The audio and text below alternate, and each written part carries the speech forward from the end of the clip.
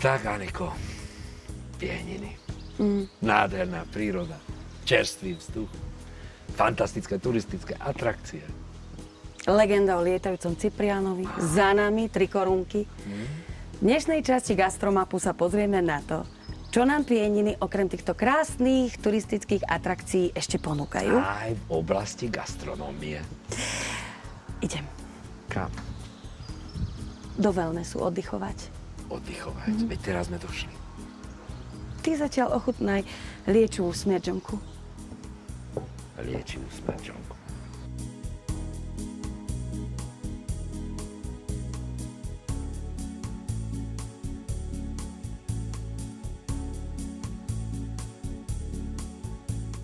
Ahoj, Vlado. Ahoj, vítam ťa u nás v kúpeľoch. Ďakujem ti veľmi pekne. Prosím ťa, my sme sa rozprávali už v predstihu o všeličom možnom, ale nerozprávali sme sa o tom, že v akej funkcii si tu. Ty si riaditeľ alebo majiteľ? Nie. Alebo? Ja pracujem na marketingu. Na marketingu. Áno. Takže ty nám určite porozprávaš niečo o histórii kúpeľov. Môžeme to skúsiť. Poprosím ťa. Tá história kúpeľov je veľmi zaujímavá a by som povedal aj taká dávnejšia, len málo kto o nej vie. V podstate v tomto regióne sa kúpeľníctvo spomína už okolo roku 1820. Jeden z tých najväčších rozmachov prežili kúpele v roku 1887, kedy boli zaradené medzi oficiálne kúpele Uhorska. Žiaľ, po niekoľkých desaťročiach prišla prvá svetová vojna a boli kúpele zničené tak, že nebolo možné ich prevádzkovať. Toto sú jediné kúpele na Slovensku, ktoré sa podarilo obnoviť po druhej svetovej vojne. Na začiatku 20. storočia bolo na Slovensku okolo 120 kúpeľov. Teraz ich nie je ani 30. Ja tu cítim tú liečivú vodu. Môžeme sa trošku posunúť? Nech sa páči. Maličky, môžeme? Ja tu cítim, okrem toho čerstvého vzduchu, tú vodu, ktorá, jak by som to povedal, šmerci. Volá sa aj... Volá sa smerdžonka. Smerdžonka, tak asi Tak. preto, lebo šmerdzi. Takže toto je tá vaša liečivá voda a tu nás sa z toho môžeme aj napiť. Áno, nech sa páči. Aj. Poď.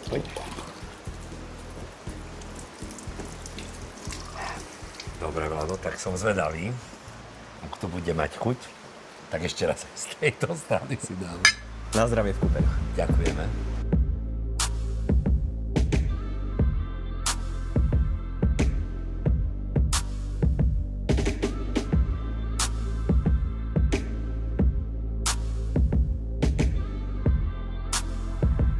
Niekedy sa naša práca stretne s niečím príjemným.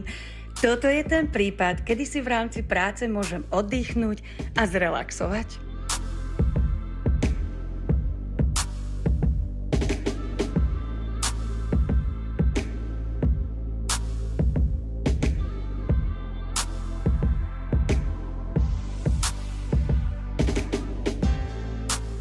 No, toto som ja potrebovala a tento relax. Super, teplá je. No, tak, beriem si voľno 20 minút. Zatiaľ si pozrite prírodu alebo niečo. Čaute.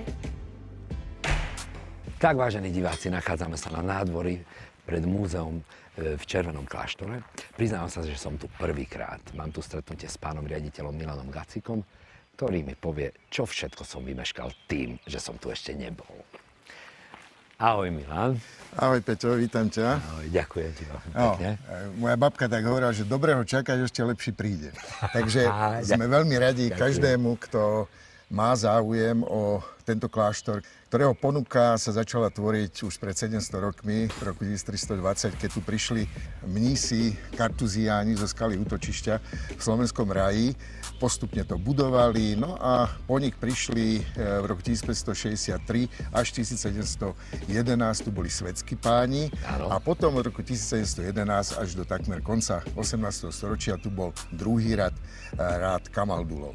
Máme kláštornú školu, máme Ciprianovú manufaktúru a lekáreň, máme bylinkové záhrady, máme, a to je nesmierne dôležité, to ťa určite zaujme, kláštorný pivovar. Toto pivo mali výhradu robiť len na zámkoch, hradoch a v kláštoroch. Toto bolo povolenie ako právo mýta a tak ďalej. A po druhé, čo bolo dôležité pre samotný život mníchov samotných, bolo to, že to bola súčasť ich gastronómie. Jednoducho pri fazuli, pri zemiakoch, pri kapuste bolo potrebné, aby si každý deň dali aspoň dve tie holby piva a aby bolo pritom aj víno, ktoré oni dostali kedysi v dedinke Erdeböňa na maďarskej strane Tokaj, teraz maďarskej, vtedy to bol Tokaj uhorský jedine. Takže to je také antré dovnútra. Nech sa ti páči, pôjdeme ďalej. Tu je ten náš kláštorný pivovar. Nech sa ti páči, vojdi. Počkaj, predtým, než vojdeme, keďže je tu toľko tej smrdžonky, tak mohli tí mnísi robiť to pivo aj z tej smrdžonky. Peťo, zo smrdžonky tam nech dobre fungujú kúpele, ale vodu tu od nich nebudeme brať ani mnísi, ani vodu tú syrovodíkovú, tú smrdžavu ani nikdy nepoužívali. Na pivo musí byť použitá kvalitná, čistá voda. A takú tu máme. Dobre, tak poďme. Môžem ísť prvý? Nech sa ti páči. Ďakujem. Ale no. Tak si som nerátal vôbec. Čakal som niečo úplne iné, podľa mňa to aj vidieť na kamere. Je tu tradičná receptúra, inak sa robilo pivo v stredoveku a inak dnes, alebo vychádzate z toho, ako sa robilo vtedy? V kláštore po roku 1782 sa veľa toho nezachovalo, keď mnísi museli odísť, keď Jozef II svojimi novými pravidlami v reforme monarchie vlastne zrušil kláštory a postupne odchádzali veci odtiaľto preč, ale možno aj ten recept na pivovar ako taký. Takže my, keď sme sa chystali na to, ako to celé urobíme, ako to poňať, tak sme si hľadali, ako sa pivo robilo. Vtedy, ako sa robilo na hradoch, kláštoroch, mestských pivovarov a podobne.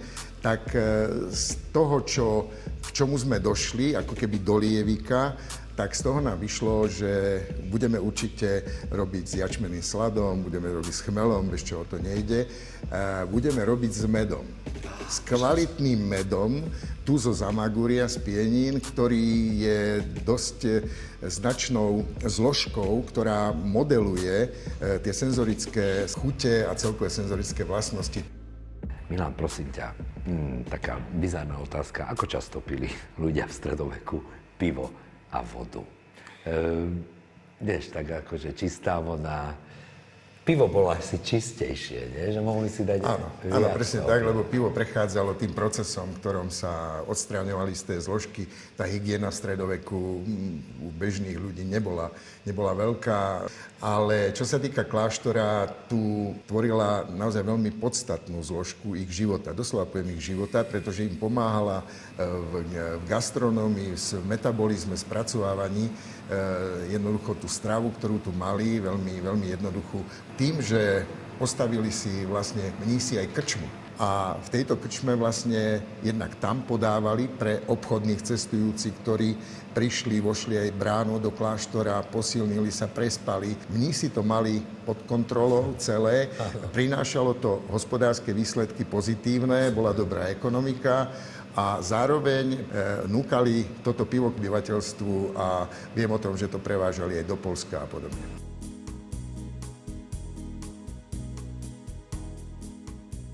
Takže Múzeum Červený kláštor, Cyprián, liečivé bylinky, tak to je úzke spojenie. Rozprávam sa s Marcelou, s pracovníčkou manufaktúry a chcel som sa spýtať, že kedy, ako sa začalo s výrobou týchto liečivých byliniek, či je to novodobé, alebo už to funguje dávnejšie? Tak Červený kláštor má veľmi úzky súvis práve s mníchom Cypriánom, ktorý kláštor preslavil. No a Cyprián bol mních, ktorý chodil po horách, po Pieninách, zbieral práve tieto liečivé bylinky, z nich potom vytváral rôzne čaje, masti, tinktúry, liečil Zamagurčanov. Čiže táto práca výroby tých liečivých čajov je v podstate ako keby také prinavrátenie tej pôvodnej funkcie, ktorú kláštor v minulosti mal. V areáli kláštora máme tzv. Cypriánové záhradky, v ktorých si pestujeme liečivé bylinky. Tie bylinky sú pestované naozaj ekologicky, bez použitia chémie. No a tieto bylinky potom spracúvávame tu v tejto manufaktúre a vyrábame takéto čaje, taktiež kvapky, masážny olej, krémy, alebo takýto zaujímavý kamaldulský životabudič, čo je taký tajný recept, veľmi dobrý na imunitu. Super. Takže toto je teraz veľmi podstatné v dnešnej dobe, tá imunita, posilnenie imunity.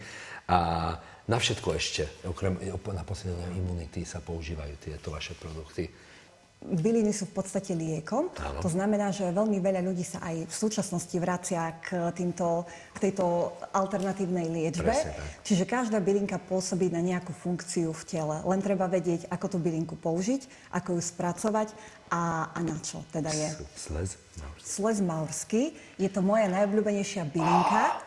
Je veľmi dobrá na nachladnutie, naozaj pomáha. A čo je také čarovné, keď si zalejete čaj, on je úplne že tyrkysový, naozaj má nádhernú farbu. Po nejakých 15 minútach sa zmení na zelený a keď do neho pridáte med, tak je žltý. Takže je to taká bylinková alchymia. Jej, super, to si idem kúpiť. Ešte toto zoberiem. Toto levandulovú masť, áno. S pomarančom. Jak sa tam dáva pomaranč? Pomaranč je vo forme esenciálneho oleja. A levanduľová masť sa robí z takého výluhu levanduľového. Je to masť, ktorá je ručne varená a plnená, čiže žiadne stroje, žiadna chémia. To by som aj zjedol.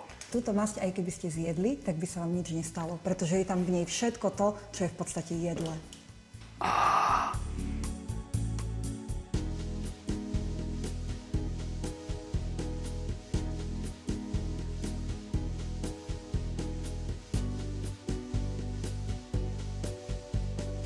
Dobrý deň.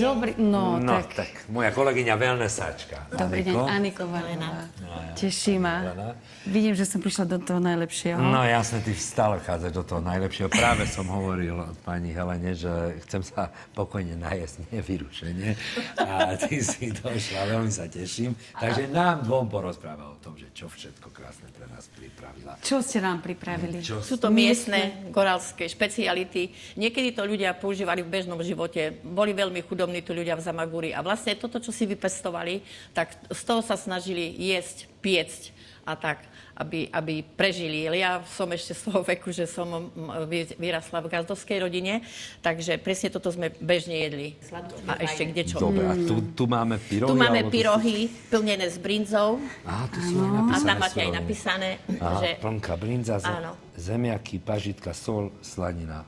Áno. Posypať slaninou. Áno. A aký je rozdiel medzi tým a tým, to je s plnkou a to je bez plnky, vlastne sú zemiaky a zaparená múka, ktorá sa to tak potom vyštúcha, dá sa tam slanina. Ale je to aj trošku vyvarené vlastne vo vode? Nie. Je to vyvarené vo vode akože s tou múkou. S tou múkou. A vyštúchané. Aha, a takže vyštúchané, vlastne sa to že tá múka sa musí tak trošku akože zapariť poriadne. Zapariť, vyberiete a potom vlastne sa štíka. na slaninku dáva. Aha, výborne. A to tretie máme? A to tretie, to máme na sladko, to máme taký ako grulovník, čiže je to kysnuté cesto a potom je to zemiaková plnka, taká ako keby ste si urobili zemiakovú kašu a ochutili takisto pažitkou, trochu brinze, dosť veľa smotany, masla. Ale to je sladké jedlo. A to je sladké jedlo. Ja si dám teda tie džatky, lebo tu je aj slaninka. Čo tam je také zvláštne? Tam je nejaká... Mekučké, výborné. A nevidíš, To je slaninka. Chalani, veľmi mi vás je ľúto, že musíte točiť. Odtiaľ kameramana, režiséra, zvukára, osvetľovača. Pani Helenka, Teraz ste nás zachránili. vedel som, že toto bude moja najobľúbenejšia časť z tejto... Nie, klamem. Veľmi dobre som sa cítil aj v múzeu. Hore pri Smerdžonke, keď som sa dozvedel. Musíš mi o krémikoch porozprávať. Dobre. O liečivých bylinkách. Radšej teraz sa najem. Ďakujem, pani Helenka. Ďakujeme, výborné. Majte sa pekne, dovidenia a nech vám chutí. Ďakujeme. Papajte všetci. Ďakujeme veľmi pekne.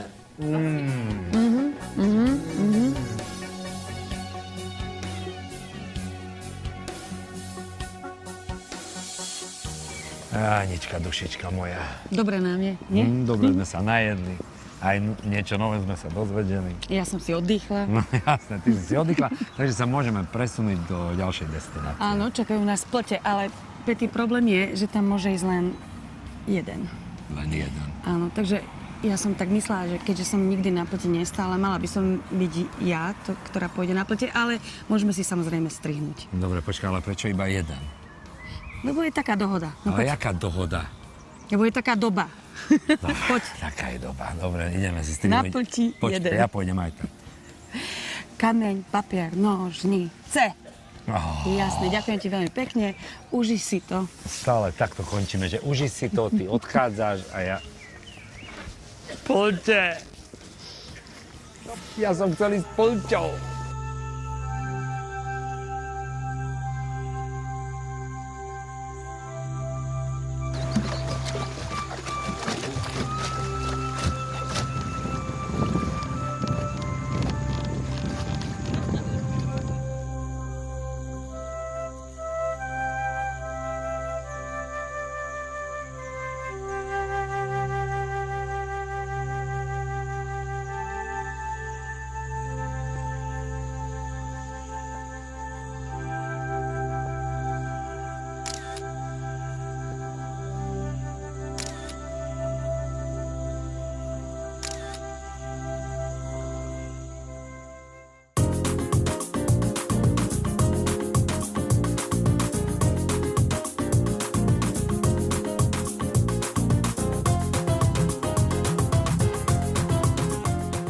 Zatiaľ, čo si Aniko užije cestu sem k nám dole ku Pieninskej chate, ja sa zatiaľ stretnem s právnukom zakladateľa poľkníctva tu na Dunajci s pánom Jánom Gondekom.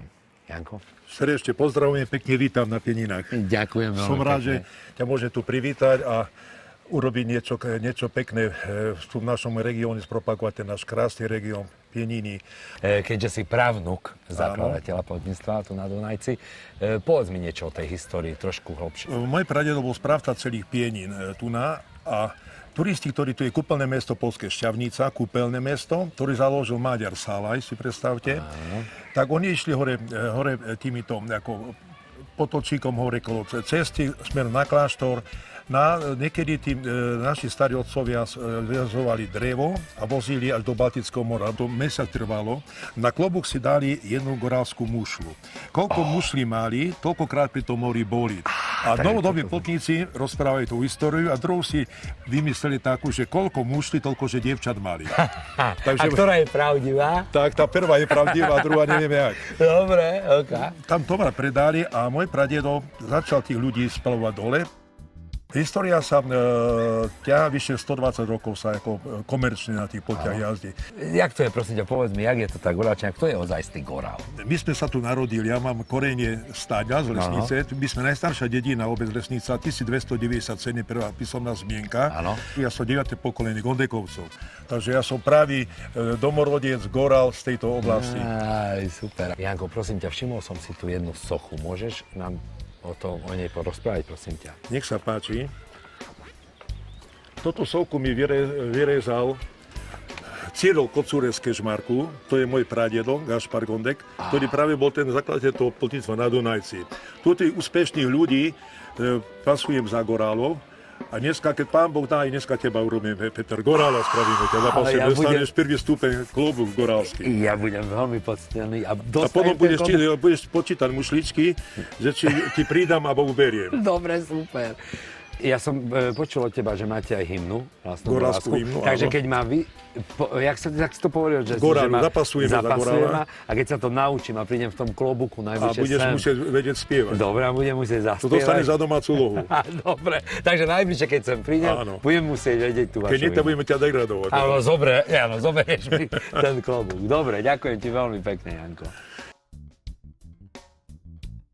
Hodinku, aby boli trošku v páci. Hodinku? Hej. No a je to jednoduchý spôsob. Kotol je rozpalený, nasypú sa bukové piliny. Teraz tie piliny zhornú, takto sa pekne dajú. Nehovoríš vážne, že je to za 10 minút? Hej, 10 minút. Nie. Stopnite si. Počkaj, nechápem. Pečie sa to, alebo nie? To sa udeno dusené pečené. Kolo toho ide, to je prakticky, tu je duté, tam ide dým. Áno. A že nie sú na priamom ohni, ale na bukových pilinách.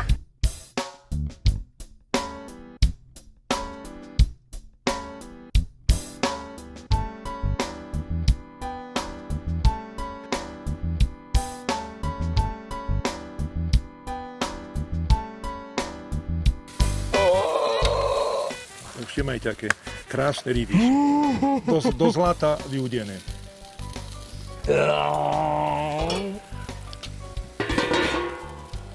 A prakticky potom ich budete dneska konzumovať.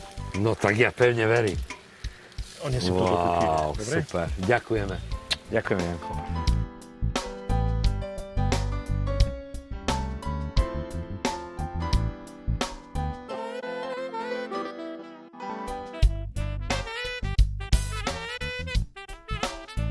Takže nebudeme čakať na kolegyňu Aniku, lebo ona si užíva cestu samozrejme a ešte si ju možno prinesú kočom, ako ju poznám.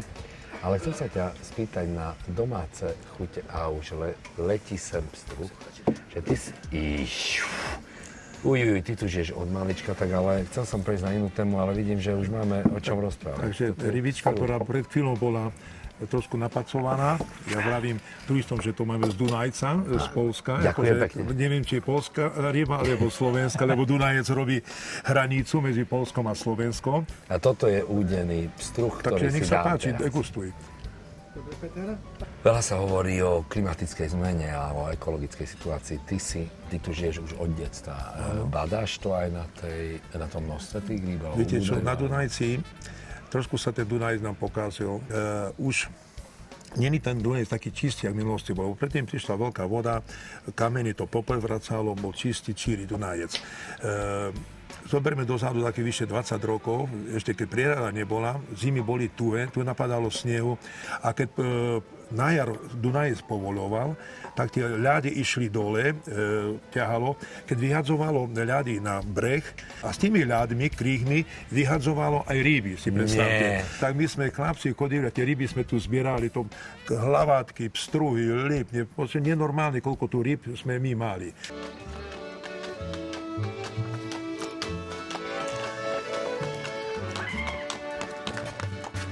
Janko, ďakujeme za bezpečnú jazdu. Pekne vítame. Dobre. Tak pekne vítame. Dobrý deň. Dobrý deň, Jano Gonde, Goral, Pieniny. Ja potom vyrovnám. Anika Vargová. Poskávam. Teší ma, o vás tu všetci hovoria, že vy máte kľúče od myšačky. Áno. Haniko, ahoj. No aká bola cesta? Bola úžasná, vieš čo, nádherné skaly. Aj tam ťa musím najbližšie zobrať. No tak ja dúfam, že tam pôjdem. A najedla si sa? Lebo Ty si už jedol? Áno, pstruha udeného. To A fakt. počuj, mám také privilegium, že sa môžem stať goralom. Ale potrebujem k tomu krstných rodičov. Ale viete, že on je rodený Maďar? No to je jedno. Igen. Super, presne tak. A môžeš byť, prosím ťa, môžem ťa poprosiť, aby si mi bola krstnou mamou? No, tak bude mi cťou. Vieš o tom, čo sa so mnou bude diať? Ja už viem tie základné pravidlá, no tak uvidíš, budeš sa tešiť, lebo sa mi stane niečo na konci. Ale nie je to to. Ale veď ti Janko povie, teda ukáže ti, teda uvidíš. Tak ťa poprosím, aby si tu kľakol. Dobre. Popýtam tu krstného otca. Krstného otca ešte poprosíme. Ty si kľakni. Sem, hej. Áno, tak k nemu sa postav. Takže, v Lesníci v roku pána 2024 z poverenia zhromaždenia Gorálovia Jan Gonde Gorál Pieninský dávam vám všetky na vedomie, to je to potrebné, že Peter nadá cti od dnešného dňa na výstavu Gorálskeho a prislúcham oslovene mimo pracovnej dobe pán Peter Gorál. A toto dnes, tak? Toto dnes. Peter, dovol, aby som ťa privítal v Pieninách. Ďakujem. Zapásal ťa za Gorála 1. stupňa, poďakoval ti za prácu, ktorú vykonávaš a poprial ti do ďalšej tvojej práce hodne úspechov, aby si rozdával radosť v televíznych štúdiách alebo v televízii, aby ľudia konečne niečo pozitívne dostali a nielen zle. Tu mačka je, tu toto. Tak ťa pasujeme za Gorála 1. stupňa, mene Sokolice, Ďakujem. Dunajca a 3 korún. Blahoželáme. Ďakujem veľmi pekne. Postav sa teraz. Otoč sa opáčne, ruky daj tu. Áno, a toto kde mám dať? Tak. Za Gorálov, za Slovensko, za televíziu. A teraz poprosíme pánov muzikantov, dáme si našu prvú slovu Gorálu Čečine. Áno. Takže. Gorálu Čečine za